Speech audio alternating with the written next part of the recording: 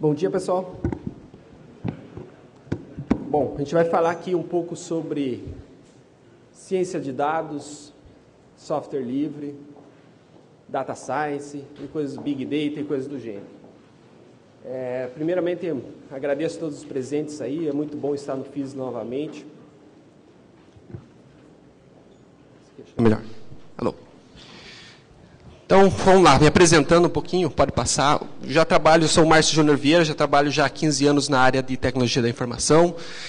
Sou formado na área de informática, pós-graduado na mesma área, com foco aí na software livre desde 2000.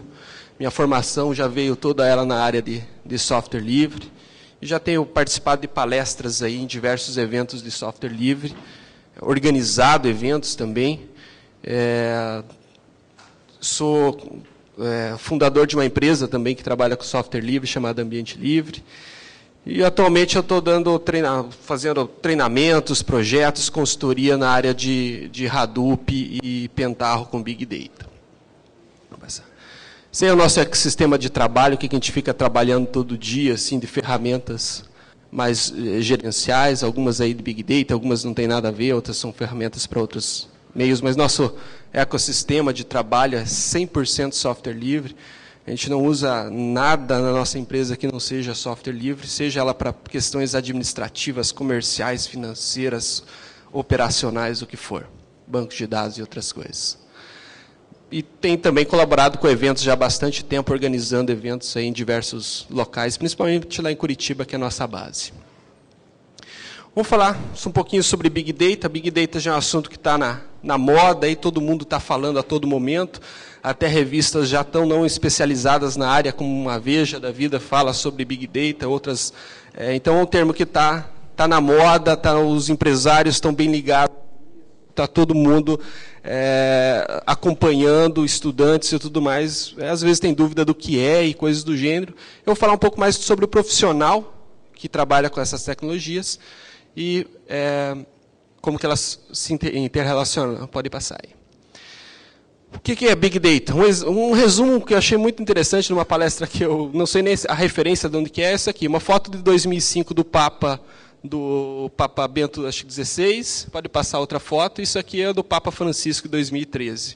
Veja a quantidade, a diferença de uma situação para outra. Hoje todo mundo está com celulares na mão, sensores, diversos outros aplicativos, drones e coisas do gênero, essas coisas gerando dados a todo momento.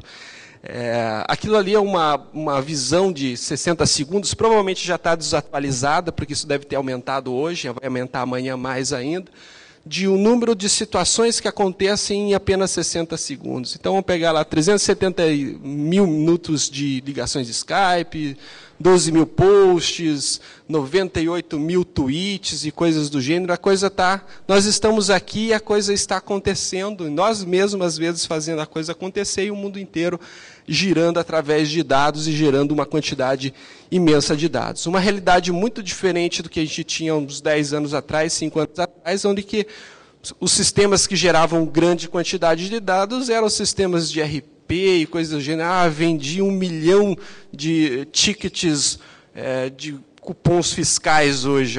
Que 1 milhão é muita coisa. Hoje 1 milhão não é nada. 60 segundos, às vezes, pode representar 1 milhão de diversas outras coisas. Então, o Big Data é um conceito que está, basicamente, se consolidando.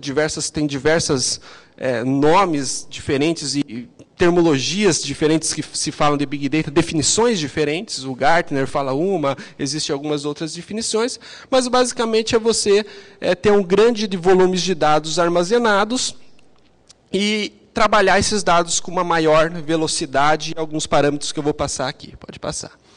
Esse aqui é um cenário, vamos dizer assim, de como que foi vindo o armazenamento de dados de Big Data. Você tinha o RP lá, que lá você achava que aquilo ali tinha muito dado, depois surgiu o CRM, você achava que aquilo lá tem mais dados ainda, porque você está coletando todas as informações do seu cliente, o que ele faz, o que ele tem. Veio a web começou a gerar logs, todos os acessos do site, todos os cliques que você dá num site gera uma quantidade infinita de informações. E a web ainda não é o nosso limite. Os dados, hoje o que mais gera dados não é a web. A web já está um pouco, vamos dizer assim, em número de volumes de dados é a segunda alternativa. Hoje, aquela análise de sentimentos e, principalmente, sensores, a internet das coisas, que se falam muito, é o que gera mais dados do que até a própria web, no seu volume. Esses dias a gente viu uma apresentação de uma empresa que ela tem sensores num trem que faz viagens através da Europa, de transportes. Ela gera mais dados numa viagem de transporte do que o Facebook gera no dia inteiro dela de dados. Então, uma viagem de um trem gera muito mais do que uma rede social que está com milhões de pessoas conectadas. Então, tem outras áreas gerando muitos dados, e esses dados precisam de alguém para tratar essa informação, alguém para entender, e ferramentas para fazer isso. Isso que é o foco dessa apresentação. Pode passar. Então, o Big Data tem... Para ser uma solução de Big Data... muitas pessoas falam assim, o meu Oracle está lento, eu vou tirar ele, meu Postgres está lento. Estou falando do Oracle aqui, porque o Oracle é lento mesmo, um pouco lento, né? Mas, na questão de processamento de grande volume, às vezes as pessoas confundem. Eu quero tirar o meu banco de dados Oracle, por exemplo, e colocar uma solução de Big Data. Não é para isso. O Big Data veio para complementar uma série de coisas e não para retirar outras que já estão fazendo diversas outras funções. Em alguns casos, pode ser que soluções de Big Data retirem conteúdos que já existem, mas na grande situação, não. Big Data você vai precisar usar quando você tiver esses 4 Vs aí dentro do seu problema. A gente vai ver que começa isso como problema. Você precisa de uma solução que tenha velocidade, você precisa de uma solução que tenha um grande volume de dados para tratar. Esses dados têm variedades diferentes. Por exemplo, se os seus dados estão todos no banco de dados, então ele não tem uma variedade muito grande. Uma variedade seria você ter dados em banco de dados, imagens, mapas, fotos, documentos. Daí você começa a ter logs em estruturas totalmente diferentes, variáveis. E tudo isso tem que ter valor. Se não tiver valor, se você não tiver algo a ganhar com isso, não adianta você fazer um projeto de Big Data, digamos, só por paixão ou coisa do gênero. Você tem que ter o valor embutido aqui. Pode passar. Então, o volume aqui, muitas pessoas às vezes dizem assim, qual que é o tamanho de um projeto de Big Data? Não dá para especificar isso, porque isso é um dos parâmetros. Mas, digamos que começa ali em petabytes, é o tamanho ideal para um projeto para se trabalhar com Big Data. Dá para trabalhar abaixo dessa linha? Dá. Mas, daí você tem que ver se os outros Vs também interessam para a sua solução. Pode passar. Você precisa ter velocidade no processamento de dados. Que tipo de velocidade? Por exemplo, eu quero saber a média da temperatura de Porto Alegre, considerando os últimos 2 minutos atrás que teve. Vamos dizer assim, eu faço a medição da temperatura de Porto Alegre de 1 segundo a 50 anos. Tem um sensor que fica ali medindo, ou diversos sensores dentro da cidade. Eu quero fazer uma média disso, mas quero considerar esses últimos 2 minutos que que foram medidos agora, ou o último 1 minuto, e mais os 50 anos atrás. Então, eu preciso ter uma solução que tenha velocidade. Estou dando um exemplo de temperatura, que é uma coisa fácil de entender. Poderia ser uma média de vendas ou o que for mais. Essa velocidade para um grande volume de dados armazenados. As variedades, que eu já falei um pouquinho, você pode ter dados semi-estruturados, dados não estruturados e, principalmente, ter diversas fontes de dados. Isso aqui talvez lembre um pouquinho, não é o Data Warehouse. Não é bem o Data Warehouse, porque o Data Warehouse, por exemplo, você tem dados que estão bem estruturados. Aqui eu estou falando de dados não estruturados. Eu posso estar falando, por exemplo, de uma imagem, de um vídeo. Eu posso estar falando de logs, de estruturas diferentes, arquivos textos e coisas do gênero. Os semi-estruturados ali seria arquivos CSVs, arquivos XMLs e coisas do gênero. Pode passar. E, principalmente, o teu projeto de Big Data tem que ter valor. Isso que é importante.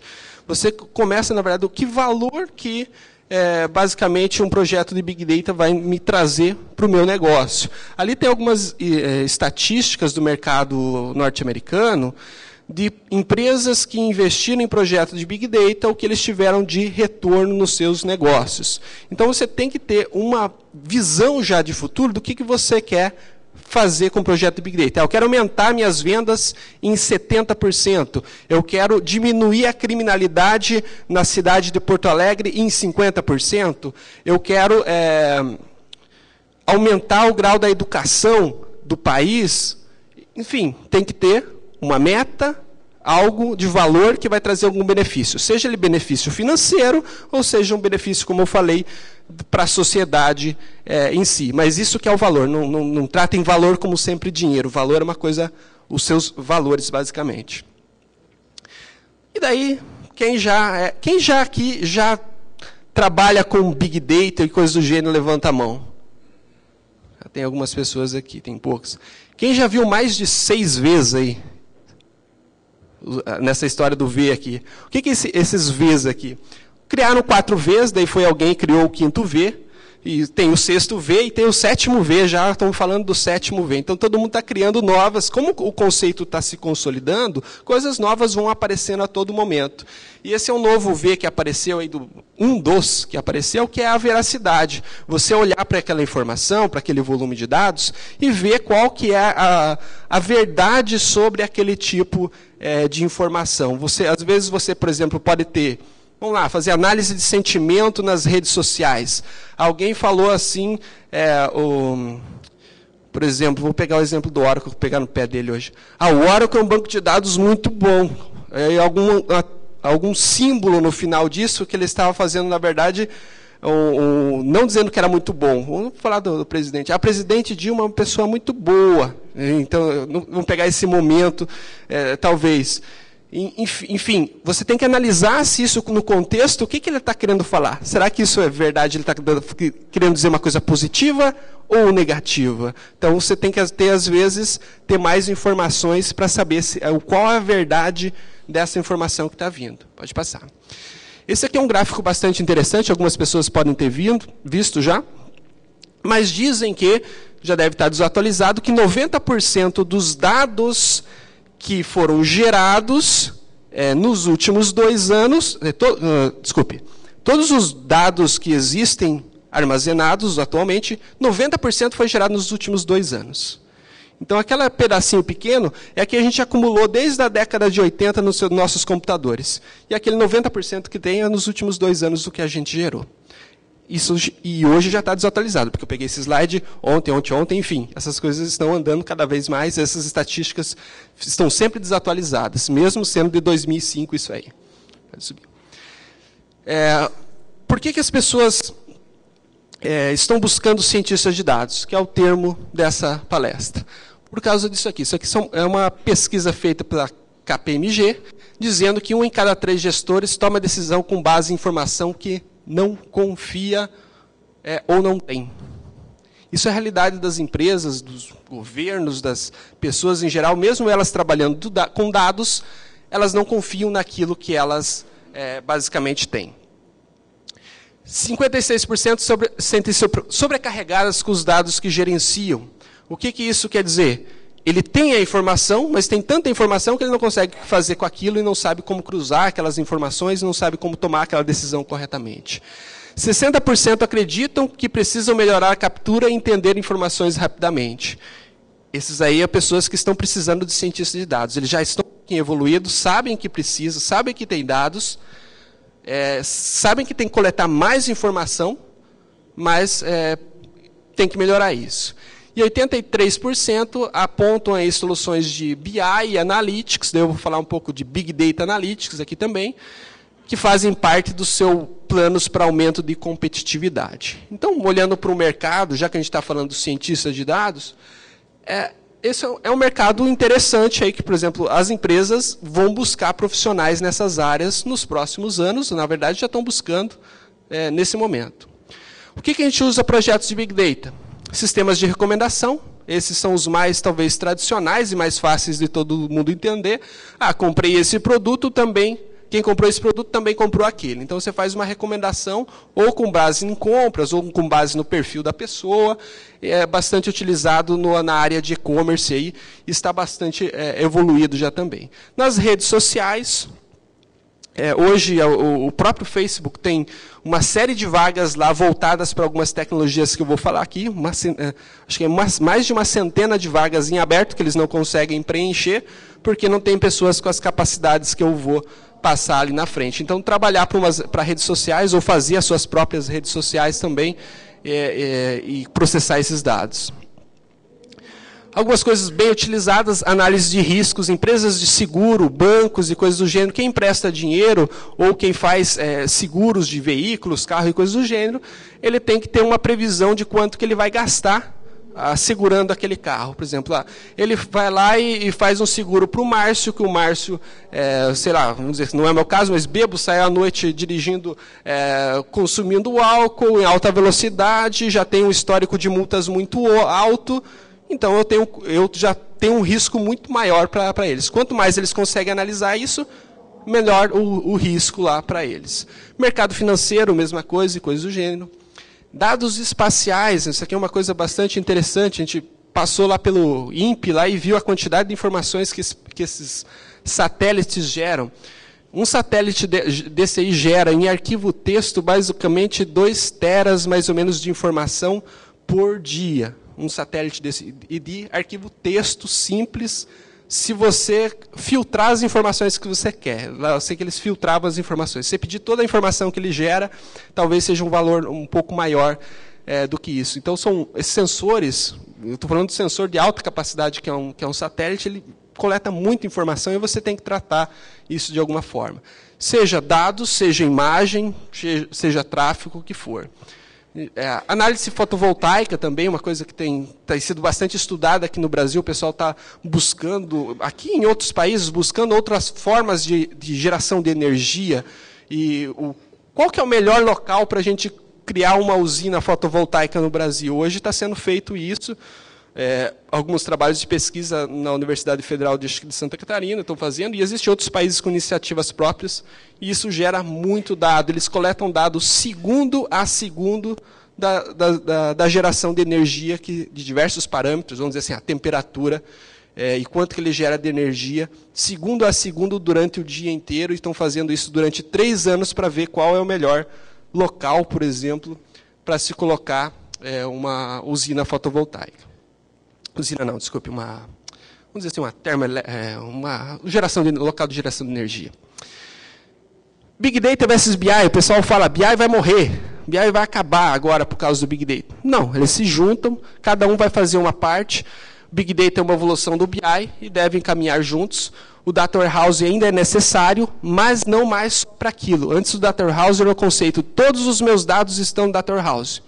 Não. Hoje você vai fazer data warehouses mais específicos e você vai ter um Big Data como um local para análise geral e um pouco, talvez até está ali, acho que é o próximo slide, pode passar, um conceito que está se consolidando, é isso aqui de lago de dados, o Data Lake, que é o local onde você tem o seu Data Warehouse, você tem a sua estrutura clusterizada, como um Hadoop e coisas do gênero, que são os seus dados semi-estruturados. Então, pessoal, vocês vão ouvir falar muito desse termo. Um lago de dados. É um local onde você armazena todas as informações da sua empresa, para que você possa dali extrair e conseguir tirar informações bastante relevantes para o seu negócio. Pode passar. Exemplos de situação que Big Data pode ajudar, por exemplo, no terremoto que teve lá no Haiti, foi possível, através das redes sociais, perceber o deslocamento das pessoas de uma determinada área para outras áreas, onde as pessoas estavam através dos equipamentos de celular. A IBM tem um projeto que consegue identificar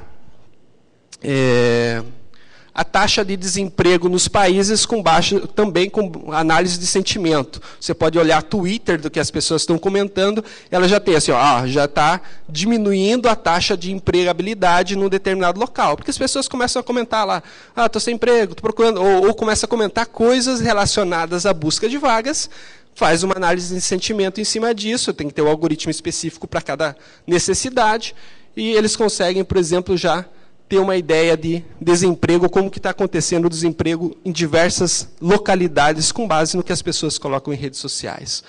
Então, tem uma série de situações bastante... Tem um caso interessante, acho que talvez vocês já tenham ouvido falar, que até reconhecer se uma pessoa está grávida ou não com base na navegação de internet, com os produtos que ela procurou. Teve um pai que recebeu um e-mail marketing, ou no e-mail da própria menina, um e-mail marketing dizendo lá que oferecendo produtos de grávidas por causa da navegação que ela teve na internet. Então, coletar dados, então agora uma área de negócio, uma área, vamos dizer assim, voltada a outras necessidades. Pode passar. E esse é o data cientista. O data cientista tem que trabalhar com esse universo que eu falei para vocês, com uma quantidade de dados imensa e coisas do gênero. Como que esse data cientista vai, o que ele trabalha e quais são as ferramentas de software livre que a gente vai poder usar para fazer esse trabalho, para fazer essas soluções desses problemas. Pode passar. Aqui tem algumas informações para esse ano. O Gartner é um local que gera bastante, vamos dizer assim, tendências, digamos assim. Ele diz ali que hoje existe uma necessidade de 4,4 milhões de especialistas nessas áreas ali que foram colocados. Estima-se que 1/3 disso vai ser preenchido. Então, isso é um problema da nossa área de TI já há bastante tempo. Não se preenche todas as vagas que estão em aberto, e assim a gente vai indo. E dizem que, nesses próximos anos, aí eles dizem que vão se abrir mais ou menos 500 mil vagas, espero que estejam todos certos, na área de Big Data no Brasil. Talvez não um cientista de dados, mas uma série de coisas relacionadas a projetos de Big Data.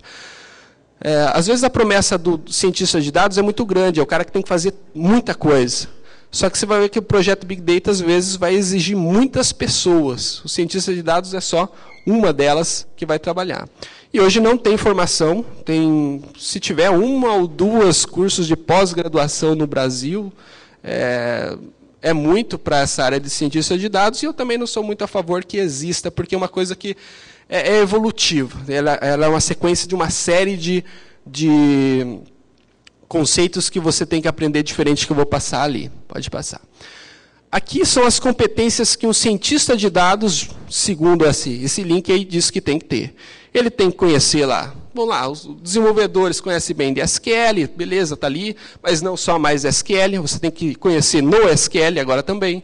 Você tem que conhecer linguagens de programação, normal, tranquilo, álgebra relacional, já faltou um pouquinho aqui, modelo relacional, tem a parte de estatística na análise de dados, matemática, que o nosso país, em geral, é muito fraco na formação de matemática. E veja, que não só questões técnicas, BI, ETL, mineração de dados, MapReduce, que eu vou falar um pouquinho sobre isso. Então, são uma série de conceitos que um data cientista tem que ter. Então, é difícil um cara ser bom em todas essas coisas. Principalmente lá naquela ponta, veja, gerência de projetos e negócio. Além do cara manjar de tudo isso aqui, todas essas partes técnicas, conceitos, álgebra e estatísticas e coisas do gênero, e não é pouca estatística. Quando eu digo estatística, tipo assim, você tem que ser quase que formado em estatística, quase que formado em ciência da computação e quase que formado em administração. Então, esse seria o profissional cientista de dados perfeito. Mas a formação também não é só a formação universitária que garante isso. Pode passar. Hoje, as tendências estão dizendo que essas coisas estão começando a se separar. Hoje já tem a área de Big Data, a área o Data Science e o Data Discovery, que você descobrir os dados dentro desse ambiente. Como não se estava, o mercado discute muito se aquele profissional cientista de dados existe. Existe alguém com aquelas capacidades todas? Existem alguns cargos já que foram... No Brasil tem poucos, no exterior tem muita gente que já está, vamos dizer assim, empregada como cargo cientista de dados. Aqui no país tem alguns. Mas se gerou um problema porque não se encontrava um profissional com todas aquelas competências. Então, foi se criando equipes para fazer esses projetos de Big Data. Então, cada um atendia uma necessidade. E a tendência desses próximos anos é que tem esse Citizen Data Science, aí, que é uma pessoa que ela sabe um pouco daqui todas aquelas partes técnicas, entende de Hadoop, programa em Java e coisas do gênero, mas não tanto, e tem conhecimentos bastante avançados na parte de negócio. Ele entende de negócio, sabe que a relação daqueles produtos, como que vende, coisas do gênero, vai descobrir um tipo de doença com base nas doenças das pessoas do passado, enfim. Ela conhece de um determinado tipo de negócio, então ela fica no meio do campo ali, que ela não é nem um data cientista, que está aqui, e nem um usuário analista da área de negócio. Então a tendência é que isso vá acontecendo para se moderar essas equipes de... Então, é mais um cargo. Isso aqui saiu no Gartner, foi esse começo de ano, que eles anunciaram isso, e era uma tendência... na verdade, isso aqui já estava acontecendo, eles só deram um nome, o Gartner vai lá e pega as coisas que estão acontecendo no mercado, dá um nome e diz, isso aqui é tendência. Então, é mais ou menos assim que acontece. Pode subir. De onde estão vindo esses profissionais, basicamente? Eu pensei que profissional de Big Data, o pessoal veio de bancos de dados, depois veio para BI, e depois de BI vai para Big Data, que seria... Essa foi a minha, vamos dizer, como eu cheguei até esse momento. Eu vim de sistemas de RP, depois trabalhar com desenvolvimento desses sistemas, depois BI e depois Big Data, que foi mais ou menos como o mercado foi. Mas grande parte desses profissionais que estão trabalhando como cientistas de dados ou nessa área, vem da área acadêmica. Isso aqui é uma coisa interessante. Então, a academia está suprindo a necessidade de profissionais dessa área. 34% são estudantes de ciência da computação e 27% são estudantes de áreas correlacionadas. Pode passar. Essas aqui são as ferramentas de Big Data que nós temos disponíveis. Isso aqui eu peguei uma visão geral das comerciais e das open sources e das livres, todas elas. Mas vamos focar um pouquinho agora nas ferramentas open source e de software livre que a gente tem. Pode passar. Basicamente, o Hadoop é o ecossistema que quando você fala de BI, você não vai ter como não usar Hadoop em alguma área do seu projeto de Big Data. Então, ele é um projeto que deu bastante certo da Apache. Hoje já existem distribuições comerciais, assim como o Linux tem o GNU Linux, vamos dizer assim, o kernel Linux, que é um kernel totalmente aberto. As empresas pegaram esse kernel, digamos assim, que é o Apache Hadoop, o Hadoop da Apache, e criaram distribuições. Hoje existe uma série de distribuições Hadoop comerciais em cima desse produto chamado Hadoop. Ele nada mais é do que um ambiente onde você tenha processamento distribuído e tem um file system distribuído. Então, você cria um cluster Hadoop, você joga um arquivo lá dentro, ele vai ficar distribuído dentro desse cluster, e o processamento disso também acontece de forma distribuída. Ele foi inspirado em um projeto da Google. A vantagem dele é que você usa hardware comum, então você pode pegar aqueles servidores que estão parados lá na sua empresa, uns 10 servidores lá que não estou usando, vou montar um cluster Hadoop. Pega aqueles 10 servidores, monta um cluster e pode ir plugando outros servidores. As máquinas podem ser diferentes, as máquinas podem ter arquiteturas também diferentes, não tem problema nenhum. Você consegue fazer um cluster muito barato mesmo, em relação ao que você tinha que investir em máquinas para fazer cluster antigamente. Pode passar. Essas ali são algumas distribuições comerciais. A Hortonworks, ela distribui o produto dela 100% open source, e as outras elas têm aquelas modelo de versão Community e Enterprise. Ela vende alguns pacotes e outros são gratuitos. E a Apache é a 100% livre, é o projeto lá com as licenças Apache, que foi que todo mundo se baseou no projeto da Apache. Todo mundo colabora lá com a Apache também, pode descer. Então, basicamente, você tem as motivações para usar o Hadoop. Grande quantidade de dados. Os dados, quando os seus dados não estão cabendo mais numa máquina só. Eu estou tendo que distribuir em dois databases e coisas do gênero. Eu estou tendo que armazenar em diversos servidores. Quando a coisa não cabe mais num único equipamento, num único storage, então você está talvez precisando de um cluster Hadoop. Quando as coisas demoram para processar, Eu preciso calcular aqui um determinado item, ele demora 5 horas para calcular. Eu quero calcular em 2. Como que funciona no Hadoop? Você tem uma coisa que você calcula em 5, quer calcular em 2, aumenta escalavelmente os seus clusters. Coloca mais máquinas e isso faz que ele processe mais rápido aquele determinado item. E as grandes vantagens que máquinas individuais falham, então quando o Hadoop foi preparado para falha, se uma falha acontecer, ele já está preparado. O que eu digo uma falha? Queimou uma máquina, teve um problema de rede, que desconectou uma máquina da outra, enfim, qualquer tipo de falha, ele é previsto para a questão de falha. Já está totalmente pronto para computação na nuvem, você pode rodar, por exemplo, na Amazon, você já tem até uma própria distribuição da Amazon de Hadoop. Escalável e computação sob demanda. Você pode usar todos esses conceitos com Hadoop. Pode passar. Hoje, a Fundação Apache talvez seja o canal principal para ferramentas de Big Data. E eu falo no geral. Eu falo assim, ó, a Apache está muito à frente de Oracle, de HP, de diversas empresas aí de Microsoft, de empresas que estão trabalhando na área de Big Data. Está bastante à frente com os seus projetos implementados. Ela tem aproximadamente 31 projetos de alta qualidade voltados para a área de Big Data. Hoje, basicamente, eu diria que eles são líderes nos projetos de Big Data no mundo. E a grande vantagem para a gente é que é um produto aberto. O que acontece é que você não tem um incentivo comercial, uma propaganda tão forte igual você tem de outros tipos de empresas que querem vender esses produtos. Pode passar. Esse aqui é um pouquinho do ecossistema do Hadoop, algumas ferramentas, vou falar um pouquinho sobre cada uma, pode passar. O Hadoop basicamente é um file system distribuído.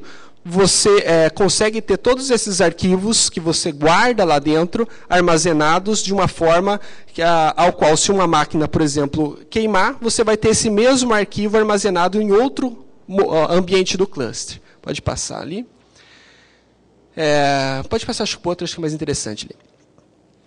Aqui, basicamente, como que funciona um cluster Hadoop. Você tem uma arquitetura onde tem um name node, que é o seu master. Esse master sabe onde estão todos os seus dados, e ele fica fazendo replicação ali. Por exemplo, ali tem 5 máquinas. Se você copia um arquivo em um determinado local, ele faz replicação disso para um outro local. Isso garantindo, se problemas acontecerem, você pode ter capacidade de recuperação. E, principalmente, acho que pode passar... Aqui seria... Está vendo lá o número 1 ou 2? O 1 é o bloco 1, o 2 é o bloco 2. O Hadoop vai distribuindo isso naquelas 4 máquinas que estão ali embaixo. O bloco 2, por exemplo, ele está no primeiro quadrado, no segundo quadrado e no terceiro quadrado.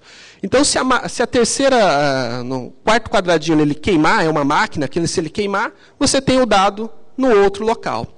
E se você mandar processar qualquer coisa nesses computadores, ele faz esse processamento distribuído. Isso que é legal. Você manda processar, ele manda um job para cada uma dessas máquinas, cada um processar o dado que ele tem. Então, faz isso de uma forma bastante distribuída. E o legal é que você não precisa saber como que isso funciona internamente. Você tem linguagens, por exemplo, você pode fazer um MapReduce em Java ou usar algumas outras linguagens. E o conceito de computação distribuída, o Hadoop faz para você, sem o programador, digamos assim, se preocupar. Pode passar. Pode passar para o outro ali. Então, basicamente, o que o Hadoop faz é isso. Além de ter o dado armazenado de forma distribuída, você tem o processamento rodando de forma distribuída. Então, é como se fosse ele pegasse o seu programa que está processando um tipo de arquivo ou algo, e pega esse programa e joga para todas as máquinas e executa em todas as máquinas paralelamente, pega o resultado e agrupa esse resultado e devolve o resultado para você. Esse é o conceito, basicamente, de computação distribuída em Hadoop. O MapReduce é o que mais é usado dentro do Hadoop, é um conceito bastante utilizado dentro do Hadoop, onde você usa aquele conceito de, basicamente, você quebrar os dados para poder processar mais rapidamente. Então, ele faz um processo de mapeamento, um processo de redução, não vou falar muito sobre isso, mas é um dos conceitos. Existem conceitos novos em cima disso, é um formato de fazer.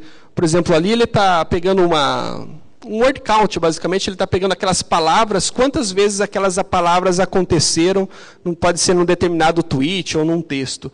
Então, primeiro ele conta quantas vezes tem aquela palavra, veja que ela se repete, e depois ela reduz isso aqui em conjuntos para poder processar mais rapidamente.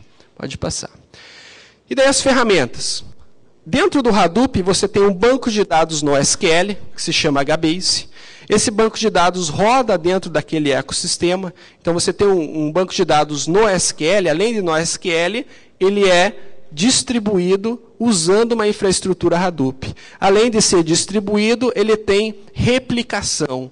Além de ter replicação, ele tem tolerância à falha. Tudo aquilo que o Hadoop tem aqui. Então, você pode, por exemplo, o teu processo está... o teu sistema, você pode fazer muitas coisas com o seu sistema em produção, por exemplo. Criar colunas, criar campos no seu sistema em produção no HBase não tem, na maioria das vezes, isso não gera nenhum tipo de problema. Então, é bastante interessante trabalhar com esses bancos no SQL. Pode passar. O Hive, ele permite fazer umas coisas bem interessantes. Você tem um arquivo texto, por exemplo, um log do Apache. Ele permite você fazer, se você fizer os devidos mapeamentos, um select no arquivo texto. Imagina você fazer select from o nome do arquivo texto e trazer aqueles campos que estavam semi-estruturados como se fosse um SQL.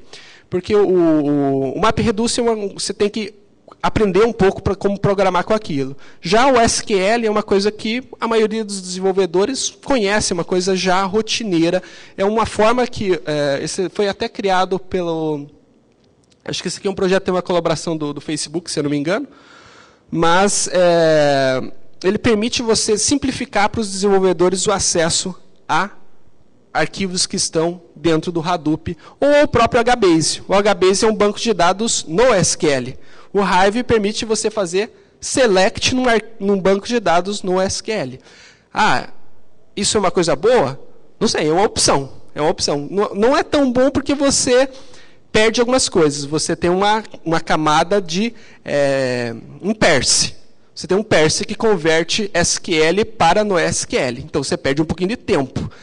Mas se você olhar para... todos os meus desenvolvedores já conhecem SQL e isso, para mim, isso é mais vantagem do que alguns milissegundos, ele é uma alternativa bastante interessante. Daí você tem algumas linguagens de programações que são bem simples. O Pig está, por exemplo, como se fosse o shell do Linux. É uma linguagem, veja que os nomes o nome Hadoop, até interessante que ele veio de um elefante. É um elefante que era um brinquedo do filho de um dos criadores do Hadoop. Então, basicamente, a filha dele, acho que a filha dele chamava o elefante de Hadoop. Daí ele foi lá e tem gente que fala que o Hadoop é uma simbologia de hardware, blá, blá, blá, alguma coisa, uma sigla.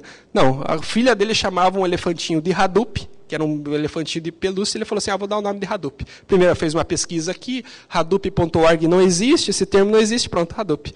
É assim que surgiu o nome Hadoop. E depois todas as outras ferramentas foram vindo com, basicamente, seguindo essa terminologia de animais e coisas ligadas a um elefante, ao zoológico e assim por diante.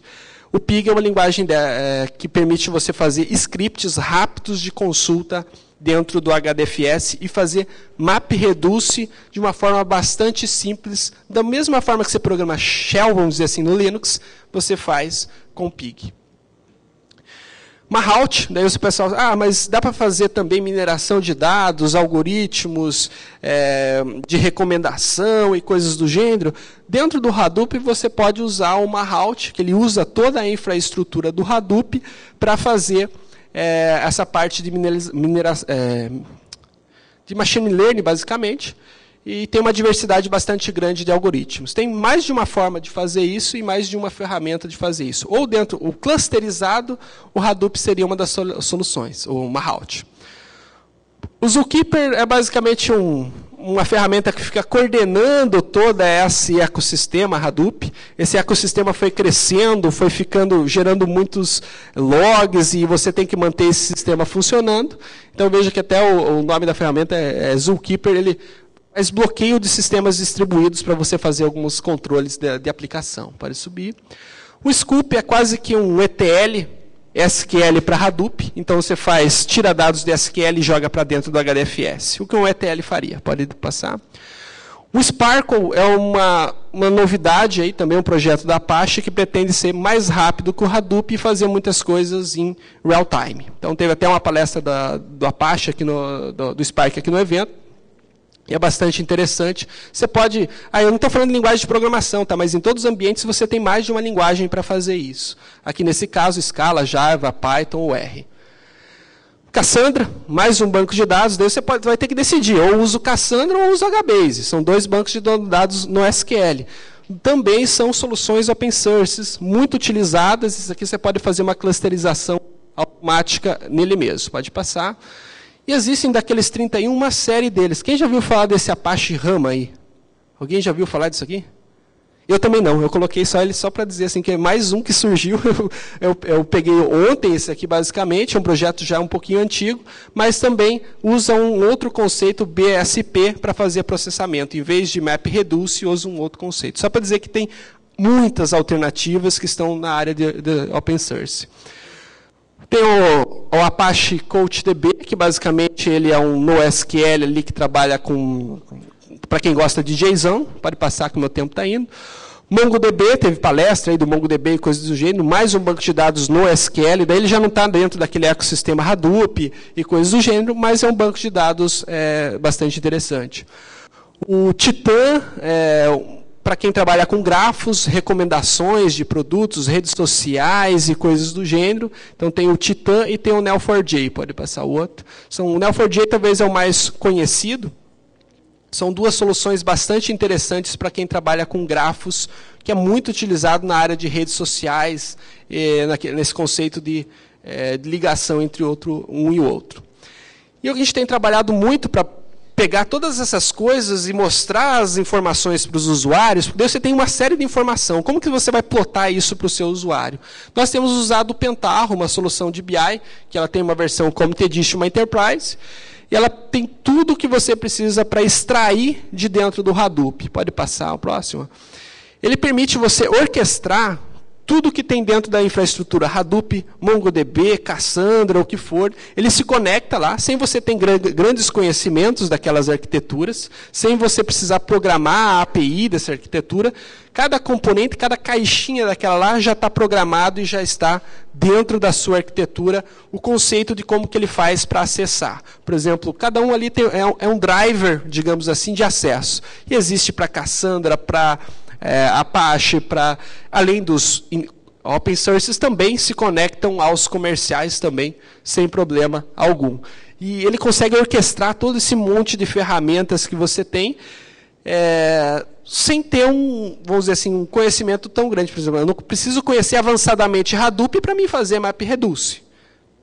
Eu não preciso, às vezes, em alguns casos, nem programar em Java. Eu posso programar em algumas outras linguagens. Aqui eu posso programar em Pig, por exemplo, e chamar o Hadoop de dentro de uma interface bem mais amigável, que é um processo de ETL dessa ferramenta.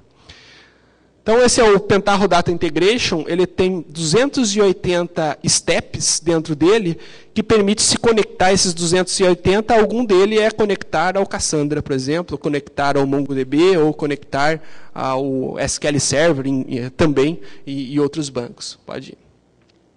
E uma solução que foi criada dentro do Pentaho, que a gente está usando bastante, é um produto chamado Sparkle.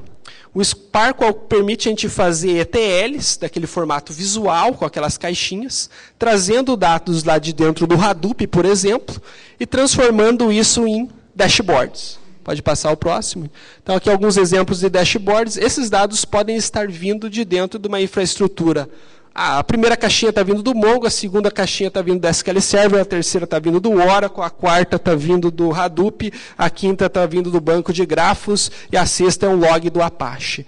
Então, ele permite fazer uma conexão entre diversas arquiteturas diferentes usando o mesmo conceito. Pode passar. Um outro exemplo de crimes de Chicago também, que pode... Imagine a quantidade de informações que você tem em mapas e coisas do gênero, se você precisar ter uma análise mais aprofundada de onde o crime aconteceu, com cena de crime, coisas do gênero, e dados ali em cima de análise que podem estar dentro de um banco de dados. Então, você pode cruzar essas informações. Esse é basicamente o ambiente Hadoop. Você tem aqueles itens lá, que são seus dados legados, seja ele banco de dados, seja o que for. Você tem o Hadoop ali que faz processamento e você continua tendo seus bancos de dados relacionais e tudo mais. Então, isso aqui seria uma infraestrutura completa, com banco de dados. Entrou o MapReduce ali no meio, o Hadoop ali no meio. Então, não sai os bancos de dados, não sai a infraestrutura que você já tem, é algo que vai aumentar o seu trabalho. Empresas usando, eu peguei algumas empresas aqui, Hadoop basicamente, quem usa Hadoop também usa aquelas outras ferramentas. Se você olha internacionalmente, são empresas já de grande referência aí que existem. Pode passar. Eu fui coletando aqui, quando eu vou em eventos, eu fico coletando as imagens das empresas que estão usando ali. Eu conheci duas aqui, a Caord, que eu já sabia que usava, a Produban, eu vou falar com o pessoal, ainda não conheço, não sei se tem alguém da Produban por aí. Estão por aqui. Então, como o pessoal coloca, assim, porque tem questões de confidencialidade. A maioria das empresas que usam, não falam que usam, estão fazendo porque isso é muito estratégico para a empresa. Mas, eles, de acorrer que as coisas vão aumentando, eles vão indo para o evento. Eu conheci o pessoal da Petrobras, Netshoes, Magazine Luiza, tudo isso. E o que eu pergunto para eles, o que você usa de infraestrutura open source dentro da sua... para construir projetos de Big Data? Todos eles falam algumas coisas. E a segunda pergunta que eu falo, daria para fazer tudo isso que você faz com open source? Obviamente que sim. Obviamente que sim. Essa é a resposta da maioria das empresas, e eu estou falando de grandes empresas. A Petrobras está fazendo análise sísmica para descobrir mais petróleo lá e coisas do gênero, usando aí, não sei o que eles vão... A Petrobras não dá para falar muito agora, porque o pessoal está meio brabo com ela, mas, enfim... Estão usando tecnologia para encontrar mais valor. Isso que é interessante. Pode passar isso aqui. Recomendações. Comece com o problema e não com os dados. Sempre comece com o problema. Se você não tem um problema para resolver, ainda talvez não seja a hora de você usar Big Data. Não queira usar Big Data porque as outras pessoas estão usando. Que tem um problema a se resolver. Compartilhe os dados para receber. Isso é uma coisa comum. Você dá alguma coisa para receber alguma coisa. Você dá um aplicativo, que é a moda hoje, dá um aplicativo, dá um acesso a uma rede social bastante vasta e coleta uma série de informações para isso. Tem uma empresa de seguros aí que me falou aí, que já vou falar de primeira mão já para vocês, não vou falar quem é, mas eles vão dar os equipamentos para vocês colocarem no carro de vocês, para vocês andarem com o carro com o GPS e vocês conseguirem monitorar isso através do site e ver onde seu carro está, se ele for furtado e coisas do gênero. Por que eles vão dar esses equipamentos? Eles querem dados. Eles querem saber como que você dirige e coisas do mais. Tem orçamento suficiente. Projetos de Big Data não são baratos. Melhores parceiros e fornecedores podem lhe ajudar. E tenha suporte gerencial e executivo. Não adianta começar o projeto pela TI. O projeto tem que começar da área gerencial. Então, a TI quer trazer um projeto desse, tem que levar para a área gerencial. Pode ir. Coloquei uma frase que eu acabei de criar ali agora há pouco. Big Data hoje é o que era ali em 91. Sabemos que é algo revolucionário, mas não sabemos quanto. Pode passar. Os meus contatos aqui.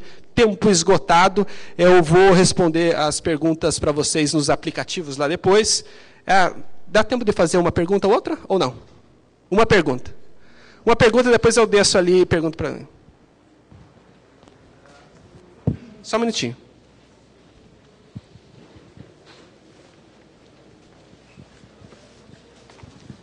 Oi. O cientista de dados... ele apareceria nessa estrutura, assim, uma forma simples de dizer, na parte dos algoritmos de análise ali do MapReduce?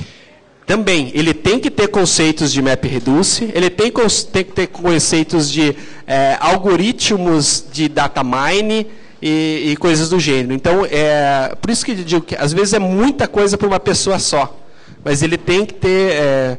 uma pessoa que trabalha com data mine, ela tá no caminho de ser um cientista de dados, digamos assim. E o programador de MapReduce também. Ele tem alguns conceitos. Que pode ser só um programador Java, mas tem que ter um pouquinho mais do que isso. Deixa eu ver...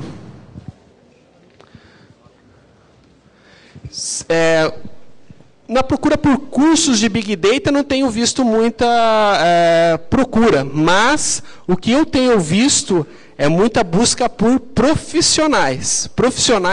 Bastante profissionais estão sendo buscados no mercado. Tem mais uma ali? Ok. Obrigado, pessoal, e até a próxima. Eu estou ali fora, qualquer coisa.